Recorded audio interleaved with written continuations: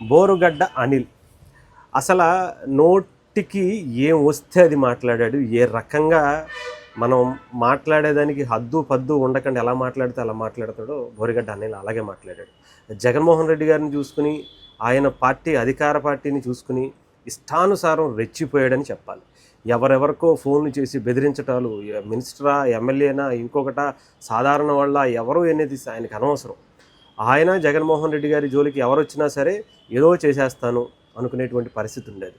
But 2019 నుంచి 24 వరకు ఆయన్ని చాలా బలంగానే వాడుకున్నారని చెప్పాలి ఇంటర్నల్గా.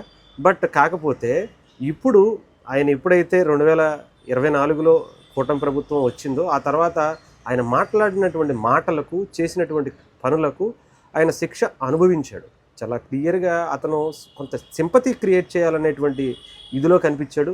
సింపతి కాస్త అంటే రీసెంట్గా ఇచ్చినటువంటి ఇంటర్వ్యూలో నన్ను ఎలా కొట్టారు, ఇలా చేశారు, కింద నుంచి ఇలా పెట్టారు, చాలా దారుణంగా చేశారు అంటే బోరుగడ్డ అనిల్ అనే వ్యక్తికి ఇది చాలా చిన్న ట్రీట్మెంట్ నీకు.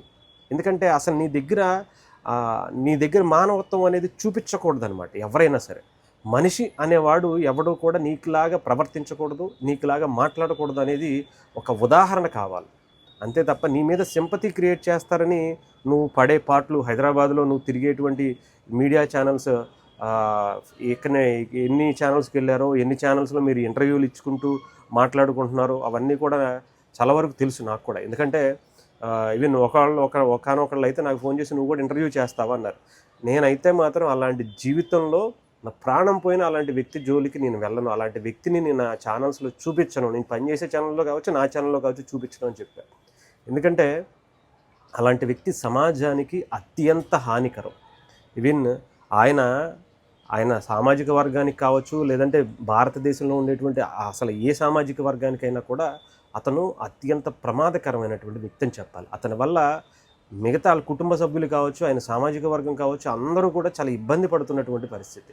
అలాంటి పరిస్థితి క్రియేట్ చేసుకున్నాడు. జగన్మోహన్ రెడ్డి గారు అనే వ్యక్తి ఏదో నా వెనకాల సపోర్ట్ చేస్తాడని విర్రవీగిపోయి ఇష్టానుసారం మాట్లాడేశాడో ఈరోజు తన పరిస్థితి చూడొచ్చు. ఏదో సోషల్ మీడియా అసలు ఛానల్ అతను కూడా ఎందుకని అనవసరంగా అతన్ని ఇంటర్వ్యూ చేసి వెనకాల బ్యాక్గ్రౌండ్స్ పెట్టి సింపతి క్రియేట్ చేసి ఏడ్చినట్టు బిల్డప్ ఇవ్వటం ఎందుకు? ఆయనలో ఏమాత్రం పశ్చాత్తాపం కనిపిస్తుందా? ఆయన మాటలు పక్కన పెట్టుకుని ఒక్కసారి గతంలో, ఇప్పుడు ఆయన చేసేటువంటి ఈ మాటలు, ఆయనకు చేసినటువంటిది ఏదైతే ఉందో పోలీసులు జస్ట్ అలా ఆయన చెప్తున్నాడు. అది జరిగిందో లేదో కూడా మనకు తెలియదు. ఎందుకంటే ఆయన నోటి నుంచి అన్ని అబద్ధాలే వస్తుంటాయి. ఇవన్నీ పక్కన పెట్టుకుని చూడండి. ఇది జస్ట్ చిన్న ట్రీట్మెంట్ ఏమో అనిపిస్తుంది, ఇది చిన్న శిక్ష ఏమో అనిపిస్తుంది. అలాంటి వాళ్ళు అసలు బయటే ఉండకూడదు.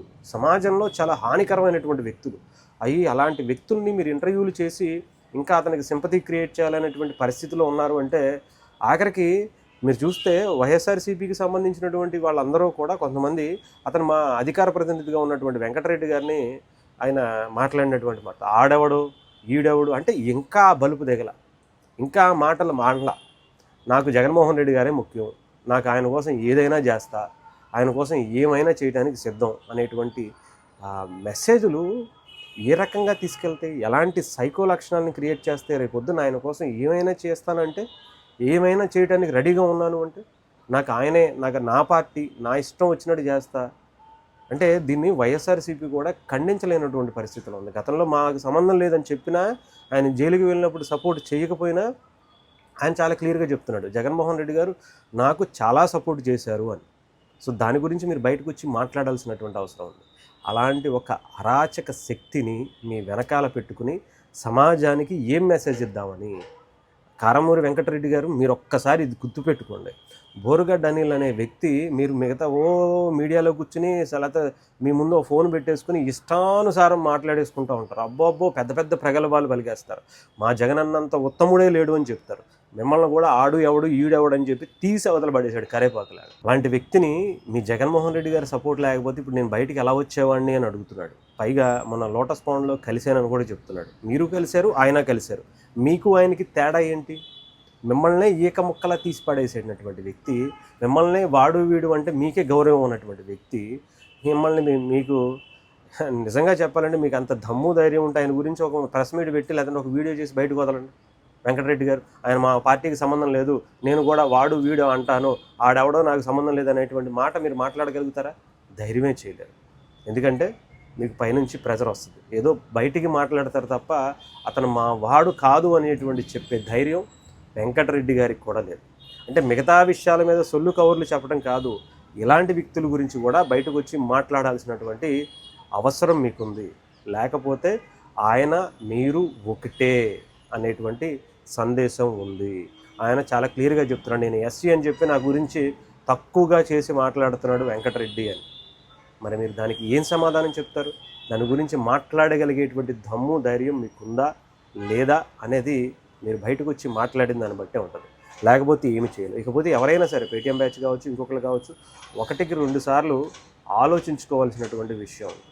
ఎందుకంటే దీన్ని ఇలాంటి వ్యక్తులను మీరు కంటిన్యూ చేస్తే కనుక, ఇలాంటి పనులు చేస్తే బోరిగడ్డ అనిల్ అయినా సరే, రేపొద్దున ఇంకొకళ్ళు అయినా సరే, ఈవెన్ ఏపీ గవర్నమెంట్ కూడా దీని మీద సీరియస్గానే తీసుకోవాలి. అతను ఇప్పటికీ చేసిన దానికి పశ్చాత్తాపడకుండా, చేసినటువంటి దానికి ఎక్కడ అతను భయం కానీ బాధ కానీ లేకుండా ఇష్టానుసారి ఇంకా మీడియా ముందుకు వచ్చి మాట్లాడుతూ ఇలాంటి క్రియేట్ చేసుకుంటాను, ఇంకా అలాగే వెళ్తాను అంటే మీరు ఇచ్చిన ట్రీట్మెంట్ అతనికి సరిపోలేదు, మీరు వేసేటువంటి శిక్షలు అతనికి సరిపోలేదు అనేది చాలా స్పష్టంగా అర్థమవుతుంది. ఏదేమైనా కానీ ఒక వ్యక్తి ఇంత దారుణంగా ప్రవర్తించడం, ఇంత నీచమైనటువంటి భాషతో రెచ్చిపోవటం గత 5 ఏళ్ళుగానే చూసాం. దాన్ని ఇంకా కంటిన్యూ చేస్తే అది సమాజానికి చాలా చాలా పెద్ద దరిద్రం అనే చెప్పాలి అలాంటిది. సో అలాంటి పరిస్థితిని ఇప్పుడున్నటువంటి ఏ ఒక్క వ్యక్తి అయినా సరే, ముందు రేపొద్దున జగన్మోహన్ రెడ్డి గారికే ఇలాంటి మీ వాడు మాట్లాడాడుగా నేను మాట్లాడితే ఏంటని చెప్పి రేపొద్దున జనసేన నుంచి ఒకటి తయారవుతారు, టీడీపీ నుంచి ఇంకొకరు తయారవుతారు. జగన్మోహన్ రెడ్డి గారిని తిడితే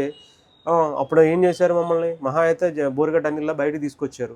జగన్మోహన్ రెడ్డి ఆయన పిల్లల్ని ఇలాగే తిడితే ఏ రకమైనటువంటి బాధ ఉంటుందో అందరికీ అదే బాధ ఉంటుంది. ఒకసారి ఆలోచించుకోవాలి. దీన్ని ఏ పార్టీలో అయినా సరే ఒక రాజకీయ వేదిక అనేది ఒక మంచి వాతావరణంలో వెళ్ళాలి, ఒక మంచి సహృదయం అంటే అందరినీ గౌరవించేటువంటి పద్ధతిలో ఉండాలి. అంతేగాని ఇలా ఇష్టానుసారం మాట్లాడితే మీకు రోడ్డు మీద తిరిగేటువంటి వ్యక్తులకి తేడా లేదనే చెప్పాలి. అంటే ఇదే మా రాజకీయం ఇలాగే అంటారా? దానికి చట్టాలు కూడా ఉంటాయి, వాటి పని అవి కూడా చాలా సీరియస్గా చేయాల్సినటువంటి పరిస్థితి ఉంటుంది.